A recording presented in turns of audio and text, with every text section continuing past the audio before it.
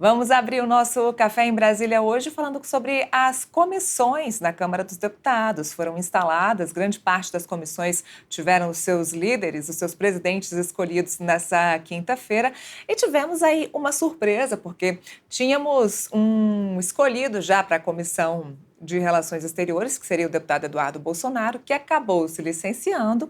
E aí veio a notícia de que seria Felipe Barros, também do PL, então uma negociação também do próprio PL, e é com ele que a gente conversa agora. Muito boa tarde, deputado. Boa tarde, Neila. Boa tarde a todos os nossos telespectadores aqui do Café em Brasília. Uma alegria falar com vocês. Olha, parabéns aí pela escolha do partido, para o seu nome aí à frente da Credem, até porque a Credem agora, de fato, vai ser uma comissão que vai ser fundamental, vai ser importante para o país nessa atual conjuntura. Parabéns mesmo. E a gente já queria abrir a nossa entrevista te perguntando por que a Credem hoje é tão importante, qual é a fundamental importância da Credem para o PL, para o Brasil e também para o PL, que negociou muito essa comissão. Neila, eu vejo a importância da Credem principalmente por dois principais fatores. O primeiro deles, por uma questão geopolítica mundial. Hoje, todos os países estão debatendo instrumentos de fortalecimento das suas respectivas soberanias nacionais. Você vê hoje a Alemanha, Estados Unidos, a Índia passando por esse processo de aprimoramento dos seus estados-nações. Você tem hoje um cenário geopolítico complexo do fim da unipolaridade que vinha se fazendo presente praticamente desde a Guerra Fria, com o fim da Guerra Fria. Você tem hoje vários focos de tensões em diversas regiões do mundo e que afetam o Brasil. Então, se nós analisarmos o cenário geopolítico mundial, sem sombra de dúvidas, os principais assuntos debatidos hoje no mundo serão também debatidos na Credem da Câmara. Esse é o primeiro ponto. O segundo ponto é em decorrência daquilo que tem acontecido no Brasil ao longo dos últimos anos. Você tem alguns processos históricos que estão acontecendo e que a comissão pode e deve analisar a conformidade desses fatos com acordos de direitos humanos pelos quais o Brasil é signatário. A comissão tem essa prerrogativa regimental e constitucional. Você tem outros assuntos nacionais que devem ser debatidos, como, por exemplo, o papel das Forças Armadas. Hoje, o mundo todo tem passado por um processo de fortalecimento das suas Forças Armadas, e isso ainda não está acontecendo no Brasil, é algo que eu defendo. Você tem a discussão sobre os minerais estratégicos, os ativos estratégicos de cada um dos países. O Brasil é um país riquíssimo em minérios estratégicos, como, por exemplo, urânio, terras raras, inclusive, que é um dos focos de tensão ali dos Estados Unidos mediando o conflito Rússia-Ucrânia. Então, nós temos isso no nosso país, só que pouco se discute sobre o papel dos ativos estratégicos brasileiros no cenário geopolítico mundial. Então, eu vejo esses dois principais fatores como os fatores responsáveis de colocar a Credem como a principal comissão hoje da Câmara dos Deputados.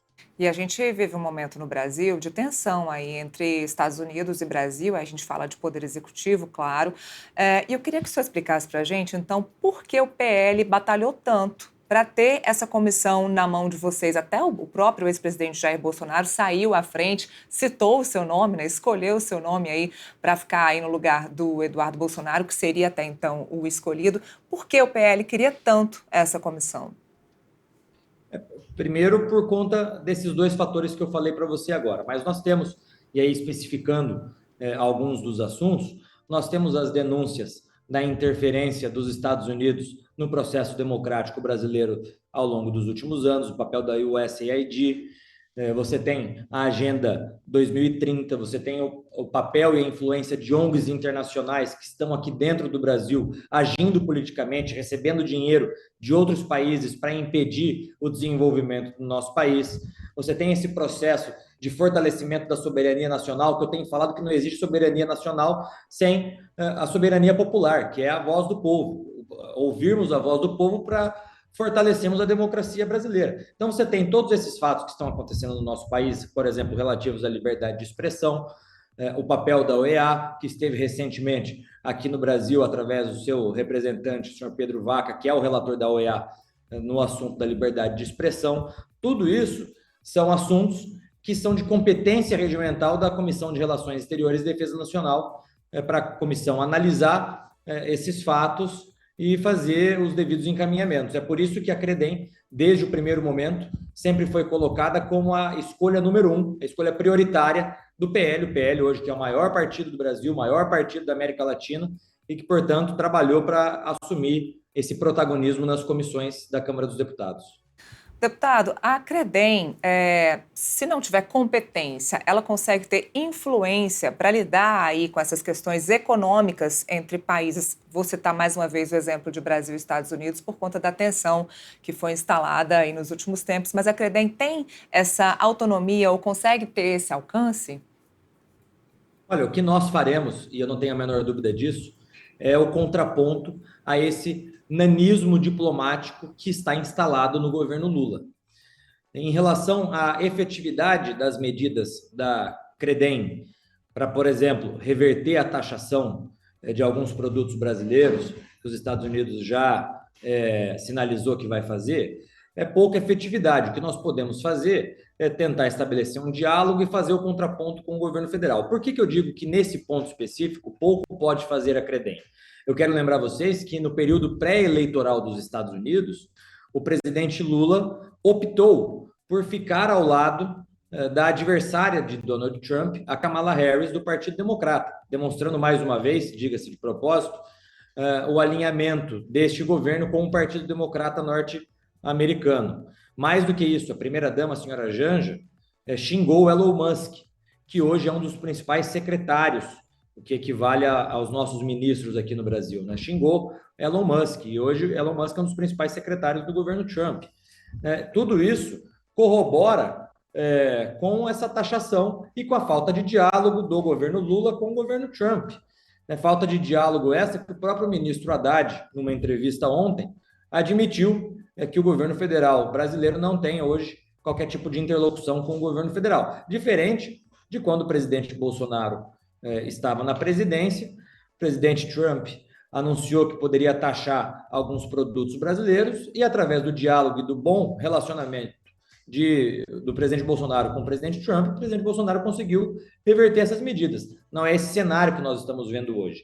A CREDEM pode fazer aquilo que se chama de diplomacia parlamentar, estabelecermos contato com a Comissão de Relações Exteriores do Parlamento norte-americano para tentar fazer esse contraponto ao governo federal.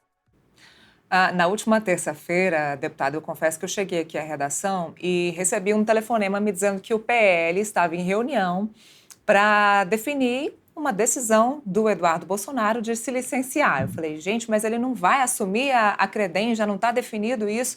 Minutos depois, a gente viu o vídeo dele nos Estados Unidos dizendo que iria ficar. Então, sabemos que ele é seu amigo pessoal, além de colega aí de trabalho, de partido, é seu amigo pessoal.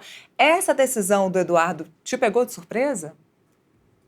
Sim, ele é meu amigo pessoal, Neila, e me pegou de surpresa. Eu também fiquei sabendo na terça-feira, e até o presente momento, todos nós tínhamos a convicção de que ele assumiria a Comissão de Relações Exteriores e Defesa Nacional, porque as comissões são escolhidas de acordo com o tamanho de cada bancada. O PL, por ter a maior bancada, tem a primeira escolha das comissões, e nós já tínhamos debatido internamente que a nossa primeira escolha seria a CREDEM e que essa presidência da CREDEM seria do deputado Eduardo Bolsonaro. Então, eu fui pego de surpresa, e aí, então, conversei com o deputado Eduardo Bolsonaro e com o presidente Jair Bolsonaro, que colocaram, então, o meu nome como o substituto do deputado Eduardo, o que é uma responsabilidade muito grande, porque o Eduardo já tinha sido presidente da CREDEM em 2019, 2020, então já sabe como que se dá o funcionamento da CREDEM. Além disso, hoje ele é o secretário de Relações Internacionais do PL, então é uma responsabilidade grande, mas tenho certeza que não só eu, como os meus colegas que fazem parte da CREDEM, vamos cumprir com as missões que o partido nos der e também vamos atender às expectativas do Eduardo. Pode esperar, deputado, que o deputado Eduardo Bolsonaro possa ser, a partir de agora, uma espécie de ponte entre a CREDEM e os políticos norte-americanos que têm ameaçado sancionar as próprias autoridades brasileiras? Ele pode ter aí essa interferência, pode ser essa ponte aí para vocês? Olha, com certeza, e não só nos Estados Unidos, Nela, porque o deputado Eduardo Bolsonaro já tem feito esse trabalho internacional há muito tempo.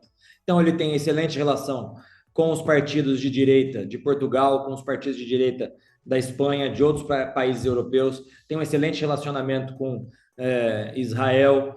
Então, eu tenho certeza que esse trabalho em conjunto, nosso, aqui na CREDEM, na presidência da Comissão de Relações Exteriores e Defesa Nacional, junto com o deputado Eduardo Bolsonaro, que é, repito, secretário de Assuntos Internacionais do Partido Liberal, que é o maior partido da América Latina hoje, vai potencializar muito os nossos trabalhos. De se envolver de maneira mais direta com os parlamentares dos Estados Unidos? Tem algum plano para isso? Eu ainda não conversei com o Eduardo especificamente sobre isso. Agora, o que eu posso lhe responder é aquilo que está dentro das atribuições da CREDEM. Né? Nós podemos e faremos uma análise dos fatos que estão acontecendo no Brasil e se esses fatos estão em conformidade ou não com os tratados de direitos humanos que o Brasil é signatário. A nossa Suprema Corte já decidiu anos atrás que tratados de direitos humanos que o Brasil seja signatário possuem o status supralegal, portanto, valem mais que as nossas leis ordinárias e menos do que a Constituição Federal. Então, nós podemos e certamente faremos essa análise desses fatos que estão acontecendo no Brasil, as violações à liberdade de expressão, violações a garantias individuais, dentro da perspectiva se esses fatos estão ou não em conformidade com tratados de direitos internacionais. Bom, essa era mais ou menos a próxima pergunta, relacionada à próxima pergunta, até para a gente encerrar, então, fazendo uma conclusão. Sobre essa questão de interferência dos Estados Unidos no Brasil, o senhor enxerga de forma positiva ou essa interferência ela precisa ser mantida apenas na diplomacia?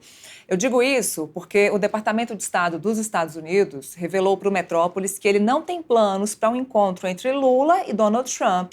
O secretário de Estado também, Marco Rubio, também não tem data para visitar o Brasil.